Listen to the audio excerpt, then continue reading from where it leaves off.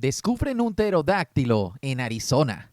Seguramente alguna vez te has fascinado por los dinosaurios. Es que estos animales nos remontan a la historia de nuestra humanidad. Pero ¿qué pasa si les dijéramos que se han encontrado fósiles de pterodáctilo en Arizona? Increíble, ¿no lo crees? Pues quédense a ver este video. Pero antes, no olviden darle like a este video si les gusta. ¡Comencemos! En plena efervescencia de la vida en la costa del Pacífico, a finales del siglo XIX, la prensa local de California y Arizona, dos lugares con historias, registraba en sus páginas una serie de artículos y reportajes que relataban un gran número de avistamientos de pájaros gigantes con las características de lo que conocemos como un pterodáctilo. Se trata de un dinosaurio o reptil volador que pobló la Tierra hace 150 millones de años. ¿Cómo era esto posible? Al margen de las múltiples leyendas que existen a este respecto, existió un cazatesoros del estado de Wyoming que dijo haber logrado encontrar en una cueva de Utah multitud de plumas de este enorme tamaño, precisamente junto a representaciones pictóricas realizadas por nativos americanos en las que aparecen pájaros gigantes con cuernos. Al decir de los expertos, la especie a la que pertenecen dichas plumas no han podido ser aún identificadas. Una de las historias más persistentes es la del pájaro de trueno, un gigante pájaro sobrenatural con alas tan grandes que hace un ruido atronador cuando vuela. Hubo muchos avistamientos de pájaros gigantes en el Viejo Oeste a lo largo de los años y parece que los colonizadores conectaron los relatos de dragones con la leyenda del pájaro de trueno. La más famosa historia viene de un extraño artículo que apareció en el Tumbleton Epitaph del 26 de abril de 1890. Hallado un extraño monstruo alado descubierto y muerto en el desierto Huachuca. El titular daba pie al desarrollo del artículo. Un monstruo alado parecido a un enorme cocodrilo con una cola extremadamente alargada y un inmenso par de alas fue hallado el pasado domingo en el desierto entre las montañas Wetson y Huachuca por dos rancheros que se regresaban a casa desde las Huachacas. La criatura estaba evidentemente exhausta por el largo vuelo y cuando fue descubierta era capaz de volar por cortos trechos. Después del primer impacto, los dos hombres que iban a caballo y estaban armados con rifles Winchester reunieron el suficiente coraje para ir tras el monstruo y luego de una emocionante persecución a lo largo de varias millas, lograron acercarse lo suficiente como para abrir fuego y herirlo.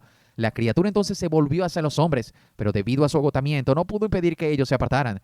Luego de unos disparos bien colocados, el monstruo rodó a media y se quedó inmóvil. Los hombres se acercaron cautelosos, sus caballos pifiaron de terror y se encontraron con la criatura que estaba muerta. Procedieron entonces a examinarla y determinaron que medía unos 92 pies de longitud y que su diámetro máximo sería de 50 pulgadas. El monstruo tenía solo dos patas situadas a corta distancia del lugar donde las alas se unían al cuerpo. La cabeza, hasta donde pudieron apreciarla, mediría 8 pies de largo. Y en las mandíbulas se veían los dientes fuertes y agudos. Sus ojos eran saltones y tan grandes como platos. Hubo alguna dificultad en medir las alas, ya que estaban parcialmente dobladas bajo el cuerpo, pero finalmente lograron extender una lo suficiente como para poder obtener una medida de 78 pies, para una envergadura total de unos 160 pies. Las alas estaban compuestas de una gruesa y casi transparente membrana y carecía de plumas o pelo, al igual que el resto del cuerpo. La piel del cuerpo era suave y fácil de ser penetrada por una bala. El incidente de Tumbleton no fue el único avistamiento de un pájaro de trueno. El Gridley Herald, un periódico de California, reportó en 1882 que dos hombres llamados Joseph Howard y Thomas Campbell estaban cortando leña cerca del Hulton, California, cuando divisaron algo que volaba sobre las copas de los árboles. Se veía como un cocodrilo y presentaba unas medidas de 18 pies de largos y una envergadura de 40 pies con 6 alas y 12 patas. Howard afirmó que le disparó con su escopeta y le dijo al periódico, lanzó un grito que parecía la mezcla de un oso y un becerro, pero no dio señales de haber sido acusado o herido. De hecho, cuando el tiro le pegó, oímos que las balas sonaron como si hubieran chocado con una delgada lámina de hierro. Otro monstruo volante por el cielo de California apareció al parecer en el lago Elizabeth y los rumores sobre esta bestia que podía volar y vivir bajo el agua comenzaron con los colonos mexicanos. Se decía que era tan grande como una ballena pero con alas gigantes como de murciélago y la zona era evitada debido a la creencia de que la criatura se comía al ganado. En 1891 se avistaron dos supuestos dragones voladores en Fresno. Medían 15 pies de largos y poseían hileras de dientes agudos y cortantes que usaban para cortar a los pollos en dos de un mordisco.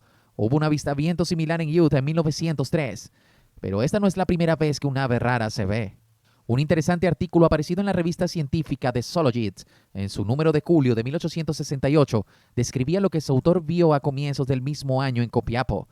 Ayer, hacia las 5 de la tarde, cuando ya habían finalizado los trabajos del día en esta mina y todos los trabajadores se hallaban reunidos esperando la cena, vimos aparecer por el cielo un pájaro gigantesco.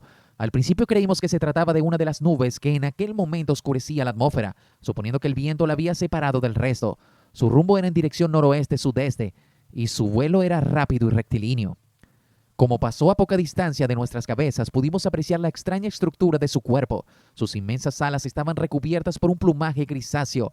La monstruosa cabeza parecía la de una langosta y sus grandes ojos abiertos brillaban como tizones. Parecía estar recubierta por algo parecido al grueso y rígido pelaje de un jabalí, mientras que en su cuerpo alargado como el de una serpiente, solo pudimos apreciar escamas brillantes que originaban un sonido metálico cuando el extraño animal giraba el cuerpo durante el vuelo. Este informe se parece en algunos aspectos a los relatos referidos a los pájaros con tamaño de avión que fueron divisados en Illinois, Estados Unidos, en 1948, pero en este caso los trabajadores chilenos estuvieron más cerca de su pájaro cuando lo vieron, siendo capaces de describir posteriormente su extraña apariencia.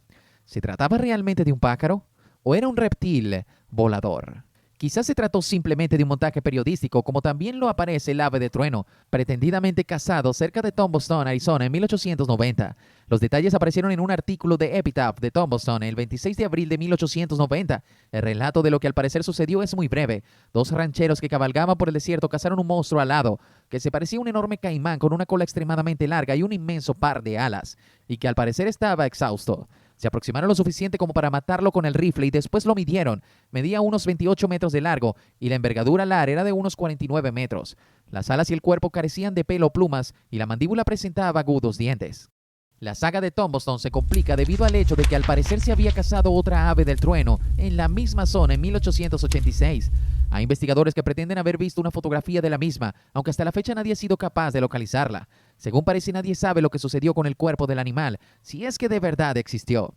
Varias historias publicadas en periódicos americanos durante la segunda mitad del siglo XX se han revelado como mentiras, y esta pudiera ser muy bien otra. Admitiendo que los pájaros de Copiapó y Tombstone hubieran existido de verdad, se trataría más de monstruos prehistóricos que de pájaros tal como los conocemos nosotros ahora.